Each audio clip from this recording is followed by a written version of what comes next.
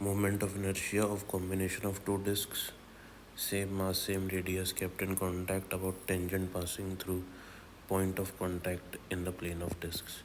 दो डिस्क दी हुई है मेरे को और दोनों डिस्क के मासेस सेम है, रेडियस सेम है और इस एक्सिस के अबाउट दोनों डिस्क रोटेट कर रही है। मोमेंट ऑफ इनर्शिया फाइंड करना है।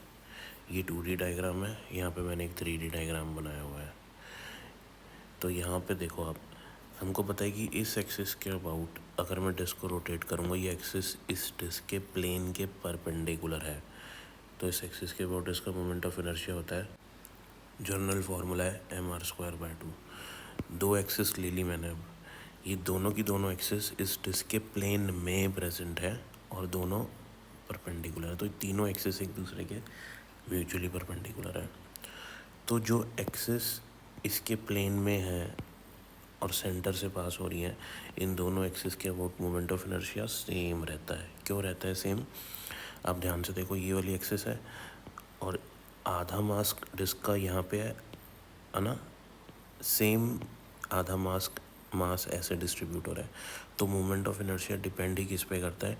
Distribution of mass about axis of rotation. तो यूनिफॉर्मली इधर भी डिस्ट्रीब्यूटेड है और ऐसे ही यूनिफॉर्मली यहाँ पे भी डिस्ट्रीब्यूटेड है। इस एक्सिस के अबाउट भी ऐसे ही आधा मास उधर, आधा मास इधर। तो आप डिस्क बनाओगे ना, तो अगर मैं डिस्क को, ये तो वर्टिकल हो गया, ये हॉरिजॉन्टल हो गया एक्सिस, तो फिर से आधा मास इधर, आधा मास इधर। एक और एक्सिस ले लो, ऐसे ले लो, ये वाली एक्सिस, आधा मास इधर और आधा मास उधर। तो जो एक्सिस इसके प्लेन में प्रेजेंट है उसके about moment of inertia same रहेगा, लेकिन सेंटर से पास होना चाहिए। तो हम यहाँ पे हम लगाएंगे परपेंडिकुलर एक्सिस थ्योरम। तीनों एक्सिस एक ही पॉइंट से पास होनी चाहिए, हो रही है। अब लगा देते हैं। तो परपेंडिकुलर एक्सिस थ्योरम कहता है कि जो एक्सिस इसके प्लेन के परपेंडिकुलर है उसका मोमेंट ऑफ इनर्शिया किसके बराबर होता है? उन दोनों एक्सिस के सम के बराबर होता है जो इसी पॉइंट से प्रेजेंट है और एक दूसरे के परपेंडिकुलर है। तो आई क्यू और आई पी के सम के बराबर होगा इसका मोमेंट ऑफ इनर्शिया। अब आई पी और आई क्यू तो सेम है, ये वाली पी और ये वाली क्यू मानी है मैंने एक्सिस। तो आई पी और आई क्यू हमेशा क्या रहेंगे? सेम रहेंगे।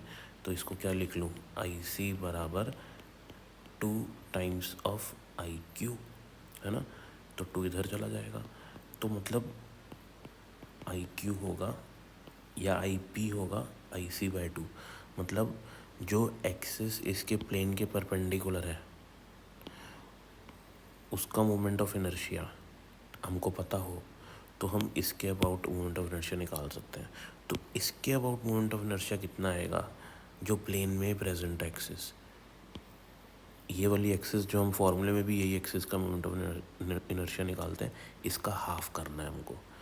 तो मोमेंट ऑफ इनर्शिया उस एक्सिस के अबाउट जो इसके प्लेन में प्रेजेंट है उसका मोमेंट ऑफ इनर्शिया प्लेन के परपेंडिकुलर एक्सिस के हाफ होता है। तो अगर इसके अबाउट mr²/2 है तो इस एक्सिस के अबाउट mr²/4 हो जाएगा। इधर भी 4 हो जाएगा, इधर भी 4 हो जाएगा, कोई भी एक्सिस हो। अब इसको याद रखना हमेशा। ये लगेगा कब? जब, हाँ एक बात और, जब ये बॉडी 2D बॉडी होगी ना तभी लगेगा ये, राइट। चलो अब इसमें चलते हैं, आगे करते हैं।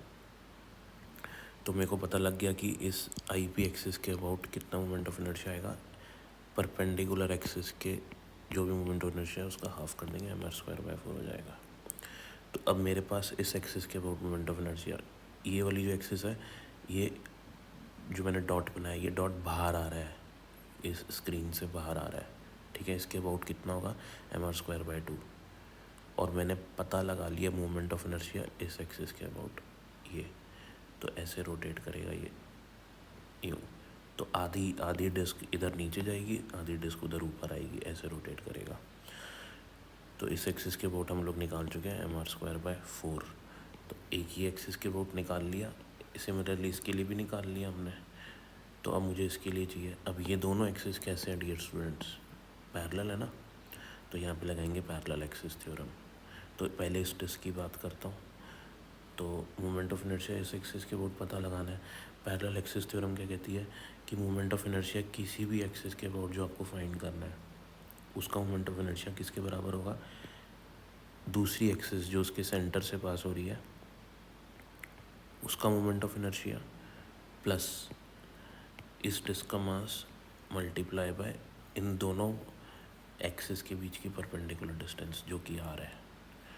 तो I A is equals to I P plus M R square. अब आई पी हम लोग निकाल चुके हैं, एम आर स्क्वायर बाय 4, और दोनों एक्सिस के बीच की डिस्टेंस आर है, एम आर स्क्वायर।